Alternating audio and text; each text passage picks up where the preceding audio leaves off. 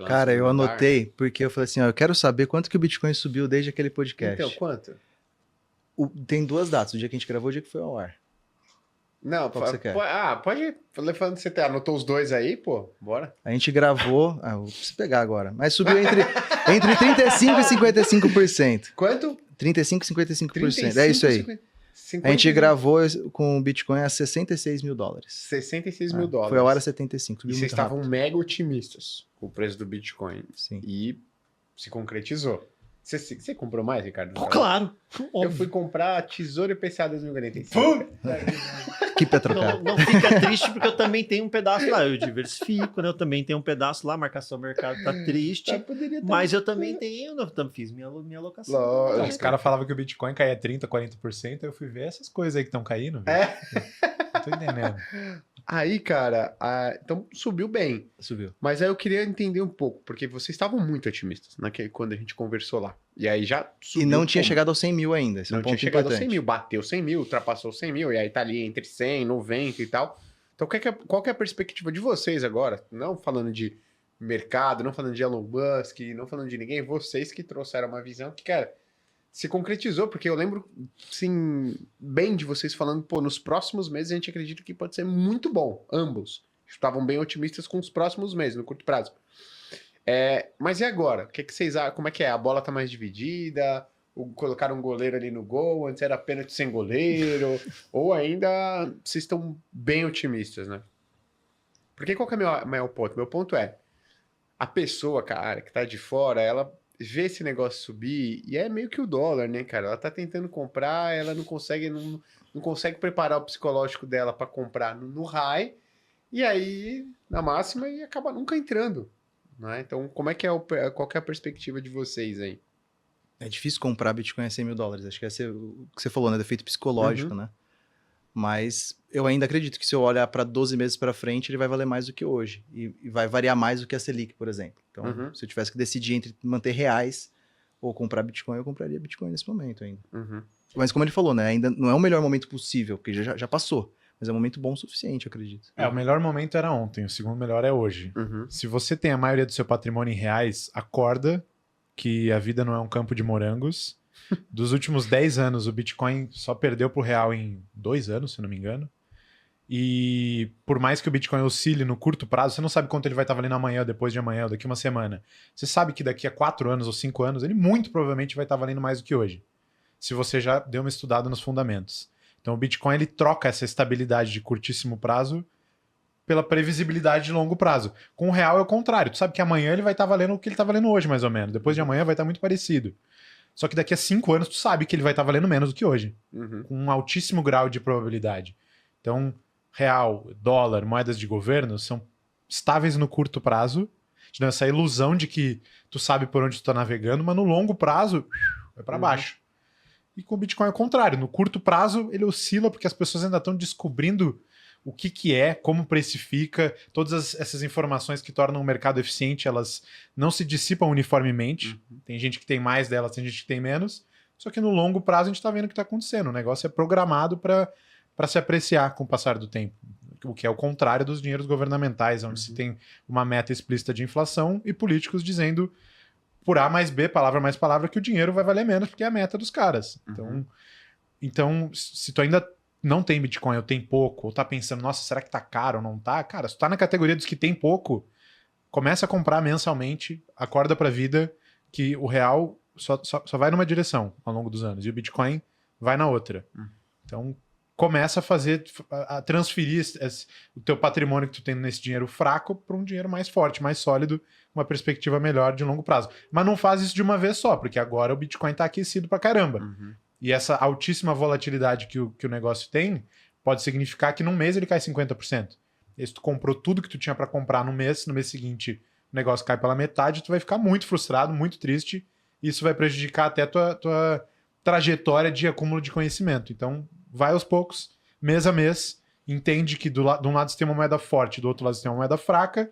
Se você está super exposto no real, na moeda fraca versus a moeda forte, começa a equilibrar isso aí, que o tempo vai jogar a teu favor. Cara, mas aí eu vou lançar uma pergunta aqui. Pô, Filipão, você tá falando que essa moeda forte, como é que pode uma moeda forte cair 10, 20, 30 e até ter a possibilidade de cair 50% no mês? Que fortaleza é essa? Te faço a pergunta aí, por que o Bitcoin ele tem essa volatilidade tão alta, cara? E aí eu pergunto mesmo, porque se a gente for pensar, pô, o mercado de renda variável, pô, tudo bem, a ação tá lá e oscila pra caramba. Será que essa volatilidade do Bitcoin, ela vem de onde? Do pessoal não conseguir chegar num modelo que é universalmente aceito para o cálculo justo dessa moeda? Você acha que por isso que vem nessa volatilidade? De onde vem essa volatilidade do Bitcoin que a gente não encontra na grande maioria dos ativos de renda variável? Volatilidade é igual a incerteza. Vou te retrucar com outra pergunta. Não vamos nem falar de renda variável, renda fixa mesmo. Esses títulos super longos aí, quanto que eles oscilaram nesse ano? Pra cima ou pra baixo? Cara, mercado. tem o mais longo, que é o Tesouro Renda Mais 2065. Ele vence em 2084, tá? Inclusive vai sair depois um vlog do Thiago, em que eu falo, olha, cara, isso aqui é bem arriscado, mas se você quiser, tem uma perspectiva, uma simetria muito boa, bababá. Mais longo, mais sensível a juros. Certo? Exato. Aí ele colocou, e aí deu 2 dias depois, a gente foi fazer uma reunião, ele falou, pô, aqui, Gui, já tá caindo 10%. E aí ele tinha colocado 1 milhão, aí ele já tava perdendo 100 mil. Eu falei, pô, Thiagão, então, mas deixa eu te explicar. Não é que ele tava cobrando, né? Ele só, olha só como oscila. Fala, cara, isso aqui tem 50 anos de duration, né? 50 anos mais ou menos, para vencer. Então, a cada 0,10 que sobe a taxa, o preço do ativo cai 5%. Que é 0,10 vezes 50 anos de duration, dá uma queda de 5% mais ou menos no preço do ativo.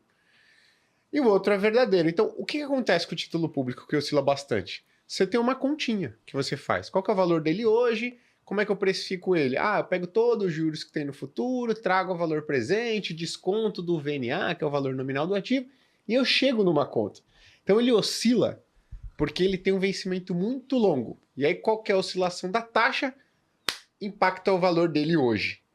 Então ele oscila por conta disso, né? Não é por conta de uma incerteza, digamos assim. É porque ele é um ativo muito longo, tem uma oscilação na taxa. Se a taxa fosse uniforme daqui até o vencimento e não oscilasse, ele não ia oscilar. Não ia oscilar. Então, de alguma forma, a volatilidade dele vem da incerteza que a gente tem em relação à taxa. Incerteza com relação da taxa de juros, mas não com relação à precificação, ao modelo de precificação, porque o modelo de precificação está dado. Né? Você pode ter dúvidas e aí diversas opiniões de quanto que vai ser a taxa de juros daqui. No modelo de precificação, a taxa de juros está lá dentro e a taxa de juros, cada um pode utilizar a sua para exemplar. Eu acho que vai ser tanto lá na frente. É uma premissa. Premissa é uma opinião, cada um tem a sua. Mas assim como o próprio Bitcoin, ele variou de acordo com a taxa de juros americana também. É que são muitos fatores que estão ligados, né? Você pode, no caso do título público, vou pegar um Tesouro IPCA+, você vai vincular exclusivamente a taxa que ele está pagando, ou que está ligada à taxa de juros, mas que a taxa de juros está ligada também a vários outros fatores de instabilidade política do Brasil. Então, acho que aqui você tem talvez só um modelo um pouco mais fácil, uma equação um pouco mais simples de você calcular isso. Para o Bitcoin é mais complexo, mas também se fosse tão mais simples, ele não seria um ativo com tanto potencial. Só que, cara, você pode abrir aqui o gráfico do Bitcoin e qualquer outra Big Tech. Você provavelmente não vai ver o Bitcoin oscilando mais que uma Big Tech nesses últimos 2 anos. A volatilidade dele não está mais tão alta assim, porque também já é um ativo de mais de 2 trilhões de valor de mercado. Então, eu acho que ainda ficou um pouco do estigma na cabeça das pessoas de que é um mercado muito volátil. Ele é. Mas a gente às vezes acaba assumindo para o Bitcoin a volatilidade de uma altcoin. Se você pegar nesses últimos anos, não teve uma volatilidade tão maior do que ativos tradicionais que não fossem... que sejam ligados à tecnologia, por exemplo. Legal. Quanto que oscilou o Meta o ano passado? Ou a Nvidia, por exemplo?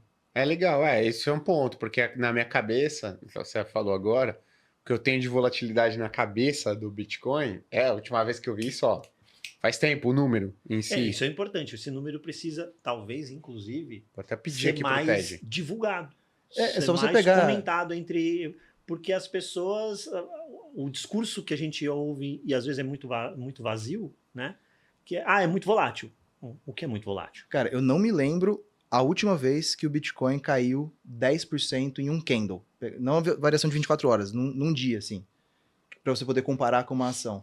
Eu não me lembro a última vez que isso aconteceu, assim, aconteceu há bastante tempo. Porque lá em 2017, 2018, cara, assim, o Elon Musk tweetava alguma coisa, o Bitcoin subia ou caía 20%.